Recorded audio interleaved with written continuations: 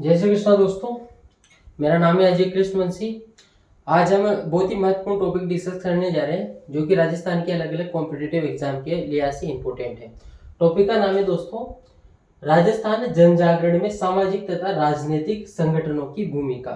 यानी कि राजस्थान में जो सामाजिक तथा राजनीतिक संगठन रहे हैं उनका राजस्थान के लोगों में जन जागरण के क्षेत्र में क्या योगदान रहा है, थोड़ा सा उसको आज हम चर्चा का विषय बनाना चाहते हैं।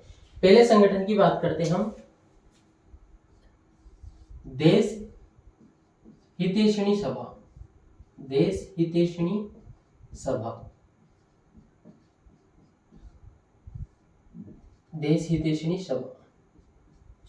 देश हितैषणी सभा की स्थापना कब हुई थी, किसके द्वारा की गई थी, इसको चर्चा कर लेते हैं।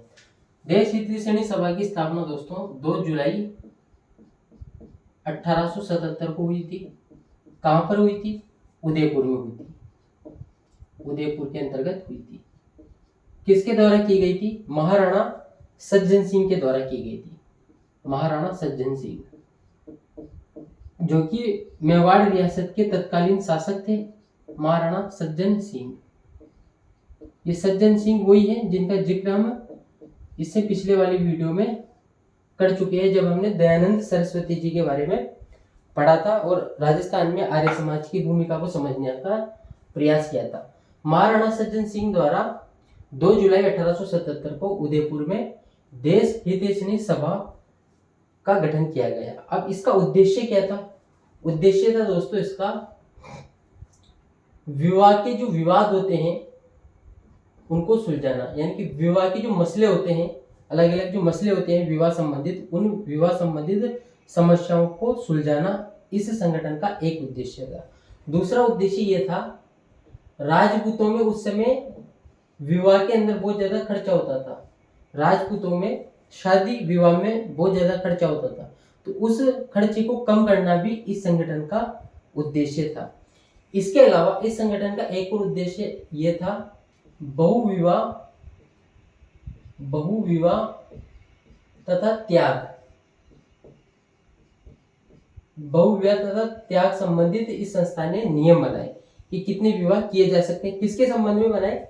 ये बनाए थे दोस्तों राजपूतों, साथ ही ब्राह्मण और महाजनों, राजपूतों, ब्राह्मण तथा महाजनों के लिए बहुविवाह तथा त्याग से संबंधित नियम बनाए। तो मैं कह सकता हूं देश हितैषणी सभा का गठन 2 जुलाई 1877 को उदयपुर में किया गया। किसके द्वारा किया गया? महाराणा सज्जन सिंह द्वारा किया गया।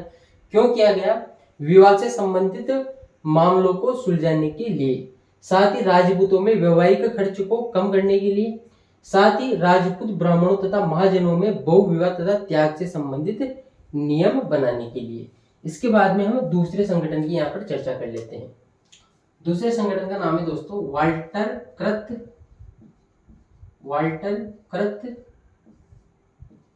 राजपुत्र, या फिर राजपूत भी लिखा हुआ है कई जगह।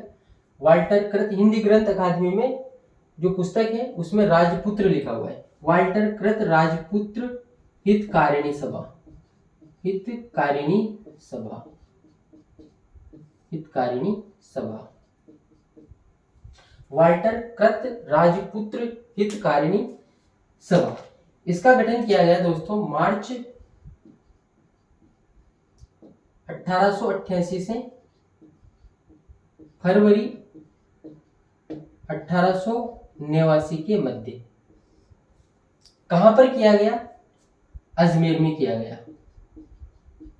किसके द्वारा किया गया?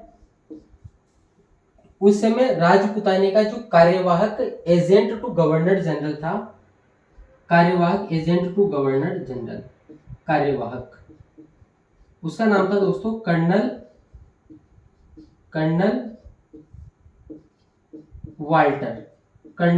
वाल्टर। इसके द्वारा अजमेर में वाल्टर कृत राजपूत हितकारिणी सभा का गठन किया गया।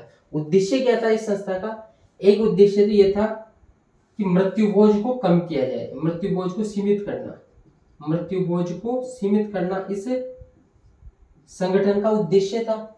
इसके अलावा विवाह की आयु बढ़ाना, विवाह की जो आयु थी उसको बढ़ाना, इसके अलावा बहुविवाह, इसको कम करना, बहुविवाह को कम करना, साथ ही त्याग संबंधित सुझाव भी इस संगठन के दौरान जो मीटिंग हुई थी उसमें दिए गए। वाल्टर कृत राजपुत्र हितकारिणी सभा का गठन मार्च 1888 से फरवरी 1889 के मध्य अजमेर में उस समय के कार्यवाहक agent to governor general colonel Walter द्वारा किया गया। इस संस्था का उद्देश्य मृत्यु भोज को सीमित करना, साथ ही इस संस्था के सम्मेलन में विवाह, बहुविवाह, विवाह की आयु बढ़ाने तथा बहुविवाह तथा त्याग से संबंधित सुझाव भी दिए गए थे। उसके बाद में हम एक और संगठन की बात कर लेते हैं दोस्तों, यहीं की यहीं, जिसका नाम है वीर भारत सभा। वीर भारत सभा, वीर भारत सभा। वीर भारत सभा का गठन 1910 में किया गया। किसके द्वारा किया गया? राजस्थान के महान क्रांतिकारी स्वतंत्रता सेनानी केसरी सिंह बारहट के द्वारा किया गया। केसरी सिंह बारहट के द्वारा वीर भारत सभा का गठन 1910 में किया गया। क्यों किया गया? जो राजनीतिक क्रांति उत्पन्न हो रही थी, जो राष्ट्रीय आंदोलनों के कारण लोगों में जन जागृति प्रसारित हो रही थी, उसको आम जन तक पहुंचाने के लिए इस संगठन का निर्माण किया गया। यानी कि लोगों के अंदर राष्ट्रीय भावना प्रसारित करने के लिए, साथ ही राष्ट्रीय आंदोलन उत्प्रेरित करने के लिए इस संस्था का गठन केसरी सिंह बारहट द्वारा 1910 में किया गया। वीर भारत सभा जो थी, ये अभिनव भारत का प्रांतीय संगठन भी था। अभिनव भारत क्या है? अभिनव भारत राष्ट्रीय संगठन था, राष्ट्रीय क्रांतिकारी संगठन था ये।